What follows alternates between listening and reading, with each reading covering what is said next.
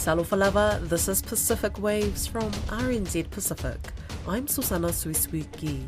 Coming up, former Fijian Prime Minister sentenced. Also, depressing to say, but things have actually got a whole lot worse under this president. Indonesia dismisses claims of Papuan civilian killings. And climate change to The Voice Australia. There's lots of chatter on social media.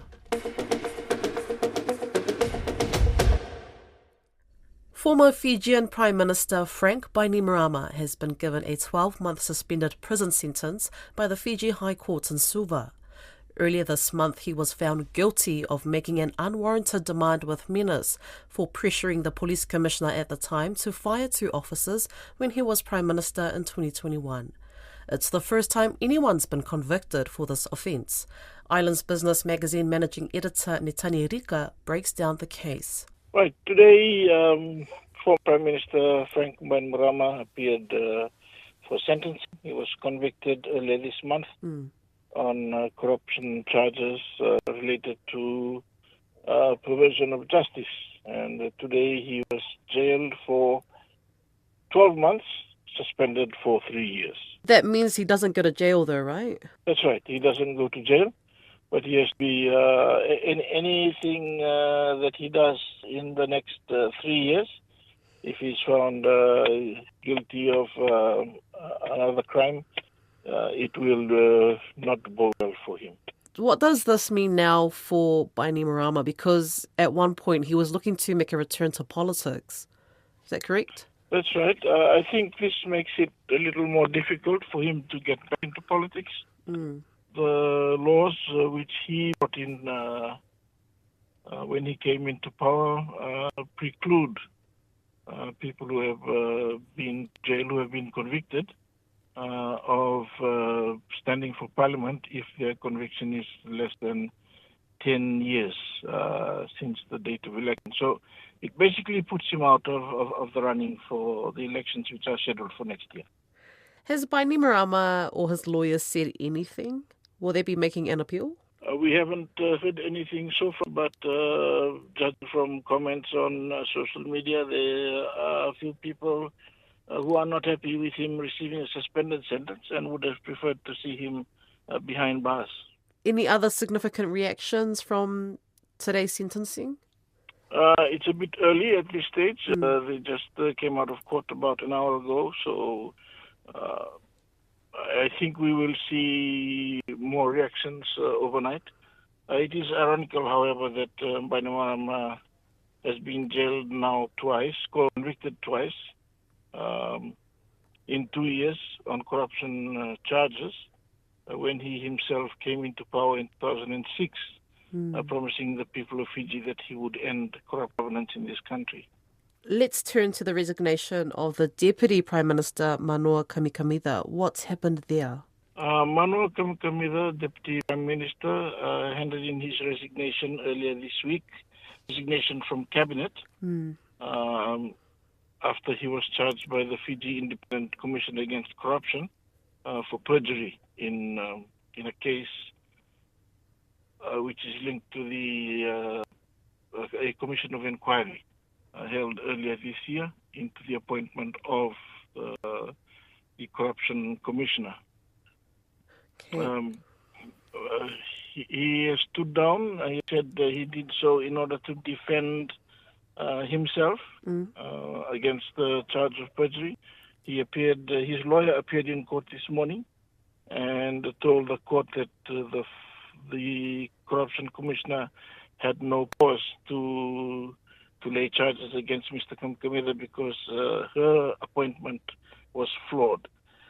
So this is a court battle that is going to play out over the next few weeks.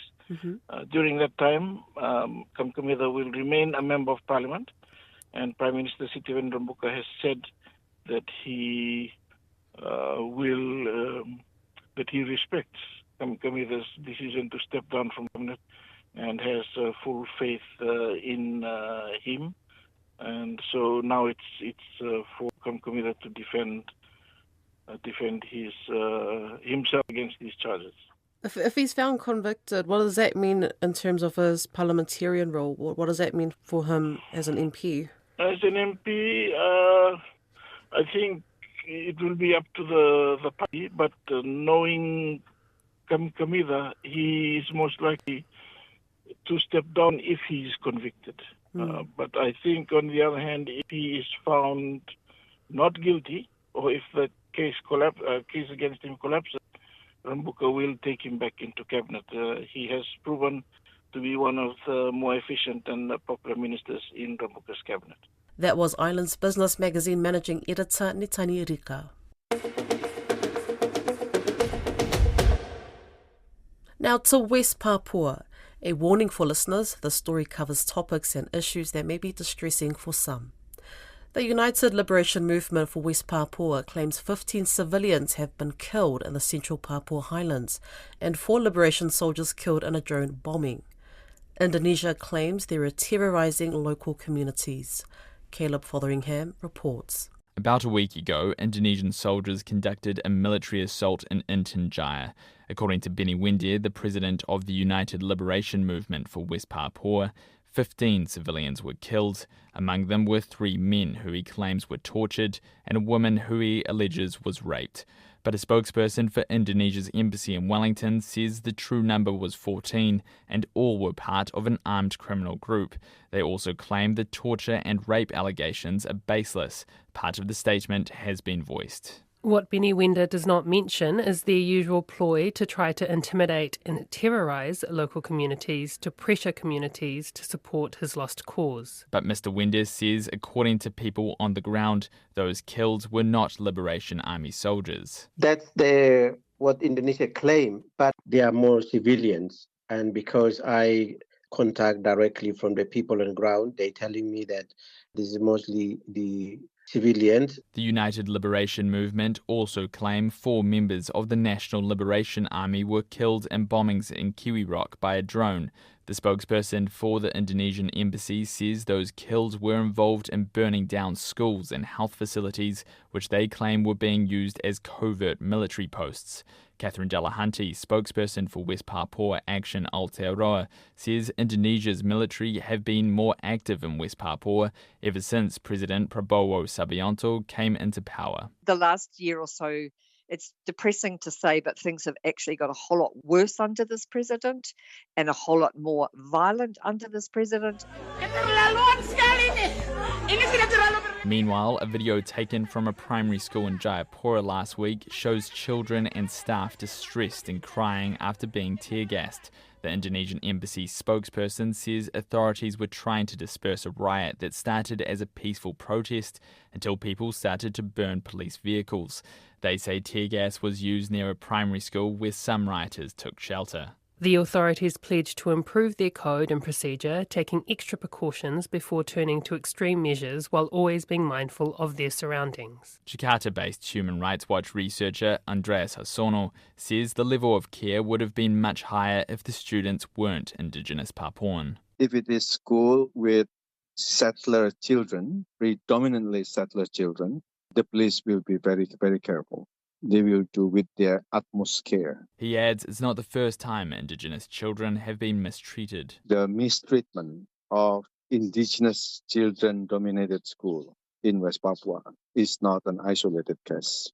There are many, many reports where this kind of school, where there are many Indigenous children, basically got racist treatment. Despite the increased violence in the region, Mr. Wendia says the focus of Pacific neighbours like New Zealand and Australia remain on the Middle East and Ukraine. But what happening in West Papua is almost 60 years war and unforgotten. That's why I saying if the world ignore us, my people will disappear. Ms. Delahanty says there has been a weak response from the international community as Indonesia uses drones to bomb villages. The reign of terror that is taking place by the Indonesian military, they're getting away with it because nobody else seems to care. And if you look at the recent Pacific Island Forum, it was very disappointing. It came up with a very standard statement about it would be good if the Indonesians would invite the human rights people from the UN in. She says leaders need to be braver and stand up to Indonesia. RNZ Pacific's Caleb Fotheringham with that report.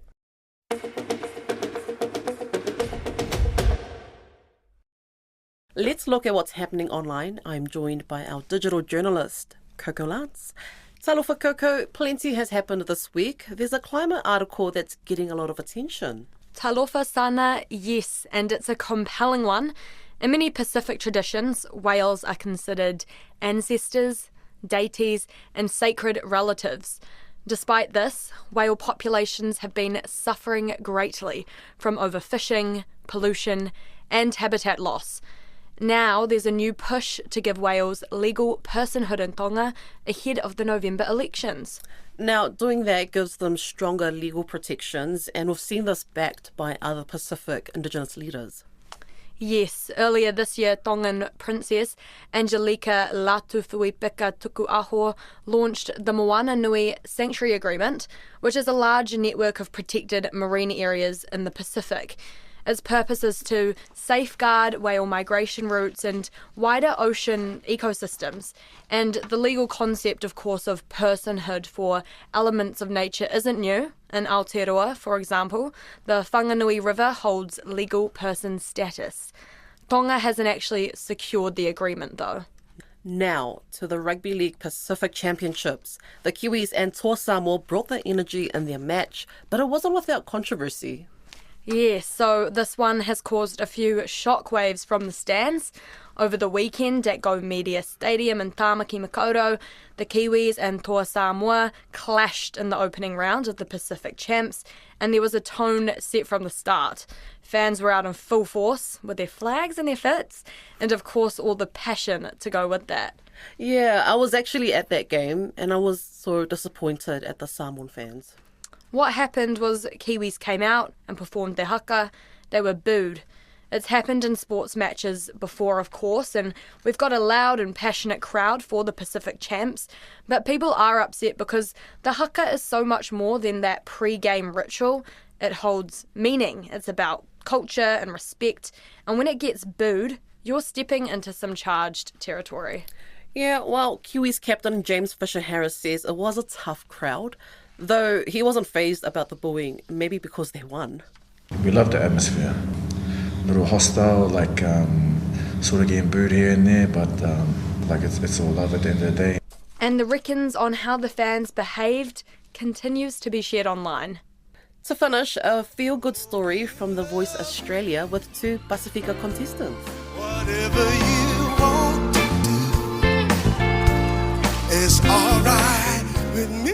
Yes, Joseph Vuitakau from Fiji and Chris Cobb from Papua New Guinea. So much talent and passion, and they dominated the stage, and people online are singing their praises for seeing our people do well. Joseph absolutely wowed the coaches with a stunning cover of Sam Cooke's A Change Is Gonna Come. That got him a 4-cheer turn at his blind audition. I was born by the river. In a little tent. He was in the zone. Joseph is Fijian and grew up in Sydney. Music is a big part of his life. As a kid, he'd sing in church, and his family also loves music. Chris Cobb from PNG also did well, but he didn't make it past knockouts. But both artists are now working on new music and planning to tour. Two rising stars to watch. That's our social wrap for the week. Coco Lance, RNZ Pacific digital journalist. And then I go to my brother. That's Pacific Waves for today. For all episodes, head over to rnz.co.nz/Pacific. We're also on Spotify, Apple and iHeartRadio. From myself and the RNZ Pacific team, tō whā suifua.